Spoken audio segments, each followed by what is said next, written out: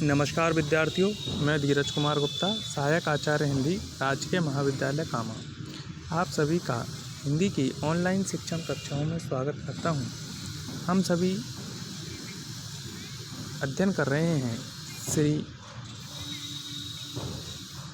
भुवनेश्वर प्रसाद की एकांकी ऊसर का। इसके बारे में प्रारंभिक अभिनय का जो दृश्य था वो कल बताया गया। आज उससे आगे संवादों के माध्यम से इस एकांकी के लिए आगे बढ़ते हैं।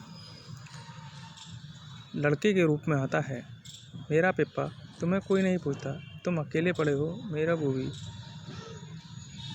तुम मैले हो, देखो चुपके से सब सो जाए तो तुम हमारे बिस्तर पर आ जाना, हम तुम तो भाई भाई है, हम तुम हैं।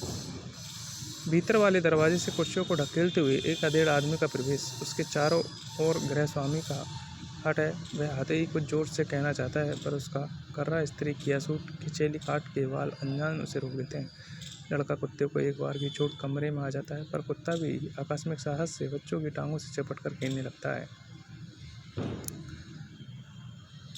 गृह स्वामी, यह क्या बदतमीजी है, भीतर मेहमान आए और तुम यहाँ कुत्ते के साथ शरारत कर रहे हो, और ये सब कुर्सियाँ क्यों बर्बाद करती?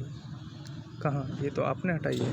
गृह स्वामी, और अंग्रेजी तो आप सब भूल गए, अब कभी मेहमान आए तो आप अपने ट्यूटर के साथ थूकता है। लड़का बाहर की ओर देखता है और युवक जो गृह में खंभे के सहारे खड़ा हो गया था भीतर की तरफ धीरे धीरे बढ़ता है। गृह स्वामी, तुम कहाँ गए थे? मैं कहता हूँ जब रात को तुम्हें पढ़ाना हुआ करे तो शाम को साइकिलिंग बाजी ना किया कीजिए। भाईजान, इसमें आपका ही फायदा है। और तुम भीतर आ सकते थे और तुमने चाय कहाँ पी? जी नहीं। आज तो मिसेस सिवल अच्छी हैं। गृह स्वामी, क्या अच्छी हैं? जरा सी पार्टी पर आप देखिए, हफ्ते भर स्टड हॉट पड़ी रहेंगी। अब उन लोगों को घूम घूम कर मकान और बाग दिखाया जा रहा है, फिर हम लोगों की। मैं आज आपसे सुबह कुछ कहना चाहता था, पर आप सुबह से बिजी थे, शायद कल आप दौरे पे चले जाएंगे। मैं सोचता हूँ कि इंटेलेक्चुअल एक्सपेरिमेंट का जीवन जो मैं कुत्ता चीख पड़ता है, शायद उसका पैर जूते से कुचला गया, टूटर एक छोटी घोड़ी के समान रुक जाता है। गृह स्वामी उछल पड़ता है, देखो जी। गृह स्वामी, मैं इस भीड़ भड़के से बहुत भड़कता हूँ। औरतों को तुम नहीं जानते, जब बाहर के आदमी होंगे तो बिल्कुल दूसरी हो जाएंगी। अपने पति से भी यही उम्मीद करेंगी। मैंने आपकी टेबल पर फिंगर बोल मैंने सुनी भी नहीं थी, पर मेरी मैम साहब शायद ये दिखलाना चाहती थी जैसे हम लोग हफ्ते में 10 दिन फिंगर बोल बरतते हैं।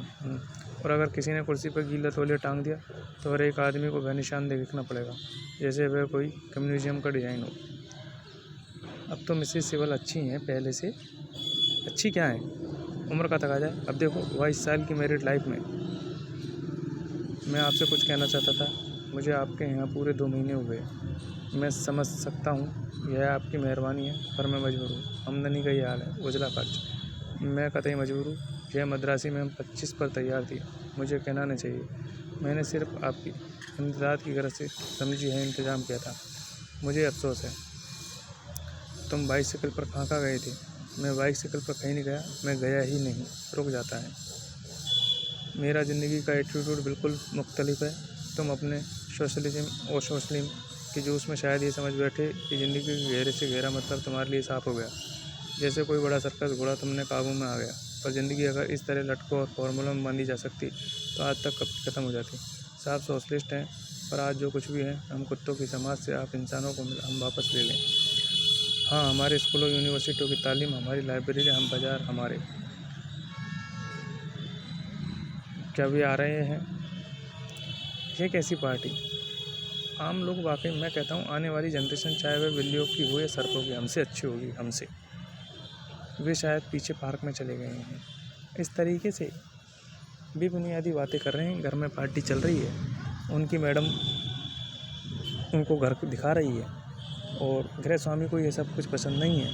ट्यूटर अपनी तनख्वाह के बारे में बात करना चाहता है, लेकिन गृह स्वामी ये सुनने के लिए तैयार नहीं है और अपनी ही अपनी बात किए जा रहा है। एकांकी एक तरीके से आधारहीन चल रही है, जहाँ पर बीच बीच में हमें ये मालूम चलता है कि गृह स्वामी को ये पार्टी भीड़ भड़क का पसंद नहीं, साथ ही साथ वह पैसे को लेकर परेशान है। लेकिन एक अपनी ज़िंदगी के प्रति अलग से एटीट्यूड भी रखता है। कहानी की और बातें एकांकी की और बातें कल देखते हैं। आज के लिए इतना ही।